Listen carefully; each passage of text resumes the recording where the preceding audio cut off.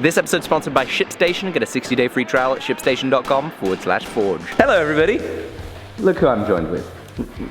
Ladies and gentlemen, welcome back to the workshop. I'm sorry, it's not going to be a steel versus stelter. It's going to be a steel and stelter. We can make ourselves a thing. We can have some fun and we're going to forge. What do you reckon? What do we reckon it is? I think we should make something out of steel and have it be pointy and sharp. So Will came up with the idea for us to make a kind of machete-looking thing with a forged handle and like a big old blade on the thing. It's going to be a fun one-day forging and knife-making project. Kind of blacksmithy, but still very knifey. So it might be kind of fun if we're not careful. I think care should be thrown to the side. Let's light the forge. I cannot wait to use this power hammer. For an idea of scale, look at that. It's just nuts. Will has such an awesome dog. How about this 5160? Well, that would be perfect. Let's do that. Awesome. 5160 it is.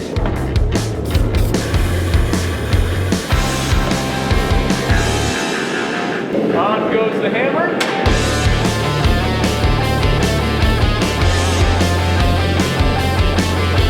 It is now time for me to rate Will's power hammer. Is it good or is it bad? This is the first time I've used a power hammer like this, even remotely close to this size. Step down. Oh, here we go. Ah! Ah! What is this? Oh, that's so cool!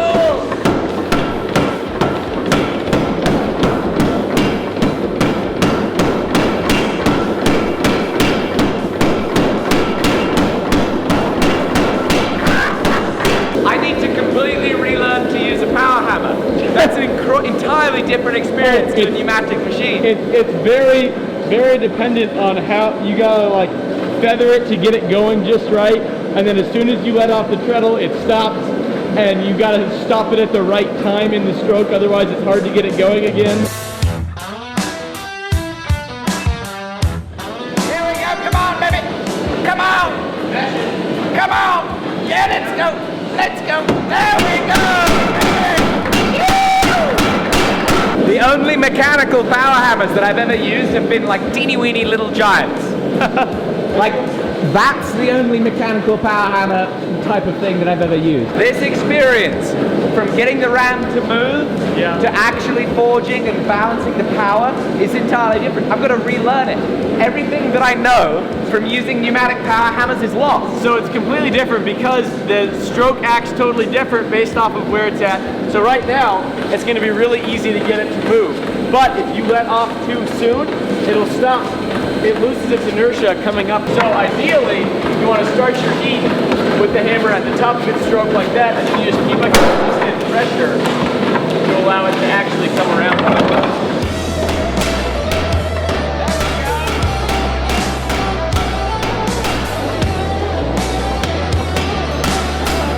Getting more of a feel for it. Okay, we've got a rectangle. I want to play with your robot hydraulic press. My rating for Will's power hammer, 10 out of 10, because it beat me, because I don't know how to use it. It's a lovely power hammer. Thank you. Right, so this is the robot press. Exactly. So it has a couple different modes. This handle runs it like a regular hydraulic press, but then it also has this awesome controller that you can set the top and bottom parameters for where the press goes with it. So we're gonna use the auto mode on this. Yes. We have it set to 3/4 of an inch and 2 inches. Yep. And so we can make 3/4 inch flat. and then 2 inch flat. How cool is that? So it's on the 2 inch setting. That is so cool. Right, now we do the other dimension. You want to start off on the drawing, guys? You think? Oh, this press is unbelievable. It's so handy. What wild technology. But is it really handmade anymore, Will? No, it's a robot that did it. I love it! How cool is that?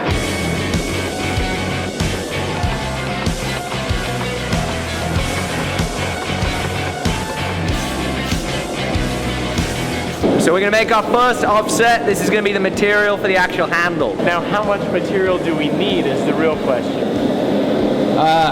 More than too much, less than not enough. Ah, That's how much material we need. perfect.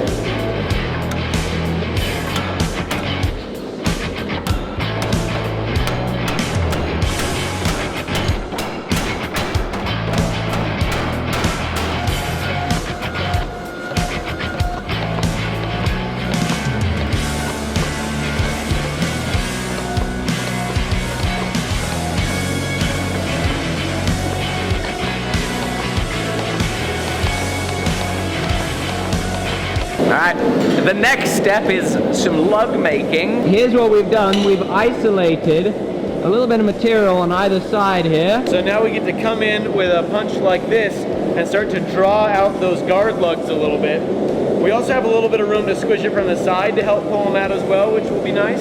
Forge a point onto them, but mainly we're gonna be Hitting like that. just like that, really hard. The key Nice to using looking- a punch well is you get a good stance so you can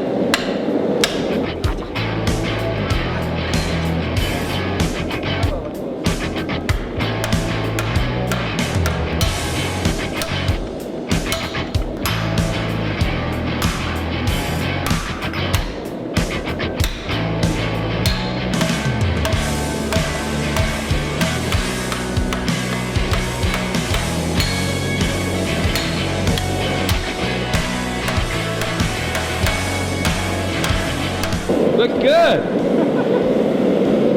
What? How is it so ugly?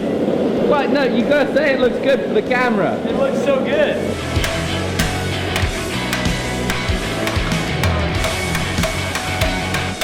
What are you gonna do next, Will? Next step is we need to start forging out our blade, figure out how much material we need. I'm guessing we'll probably take up to about right there so we can hot cut that off. And then we can start to isolate down and thin out the area, our ricasso right in here. And then we can forge our blade, pull our bevels, do all of that fun stuff, and start making it look like a cutting instrument.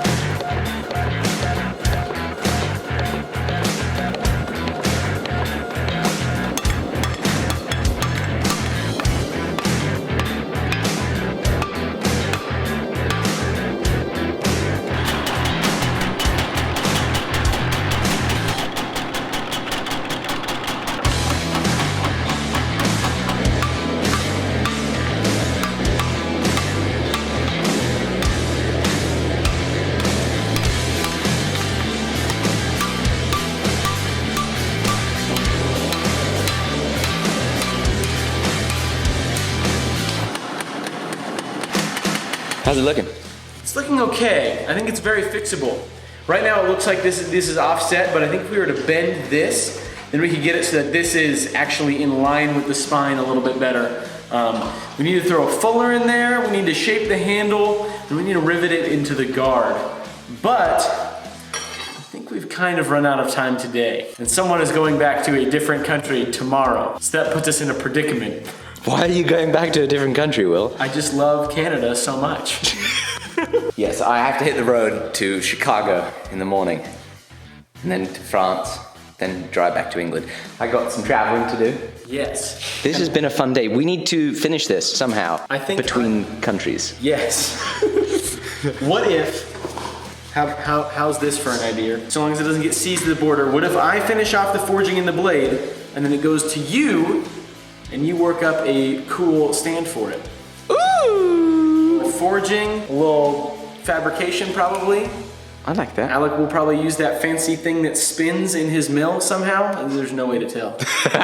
Right, we're gonna work out a plan to finish this thing off. For you to all see. Will, my friend, thank you for the lovely day. This episode has kindly been sponsored by ShipStation, which is a web-based e-commerce shipping platform. It integrates with almost any selling platform, whether it's eBay, Amazon, or your own website. Your orders will populate in, and using ShipStation's powerful automations, you can turn shipping into a one-click operation. Since we're here in Montana, this is where we ship all of our products at the Alec Steele Co., and every single one is shipped through ShipStation, saving our employees time, helping the company save on costs, the customers save on costs, and taking away all the pain points of shipping. When you're a ShipStation member, you get access to shipping rates that usually only Fortune 500 companies can get. You can order USPS collections in-platform to save you ever having to go to the post office again. And my recommendation is always to get a 4x6 thermal label printer, so using ShipStation Connect, which comes with the platform, your labels come out easy peasy and ready to go. Please go to shipstation.com/forge. You'll get a free trial for 60 days where you can see just how much money ShipStation can save you on your shipping and just how easy it is to get ship done. Thank you to ShipStation for sponsoring this video.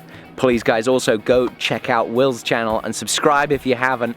Give him a subscribe, go watch his videos. He's been doing some awesome things, and he also just got his Journeyman Smith rating, so give him some congratulations down below. See you all soon. Bye-bye.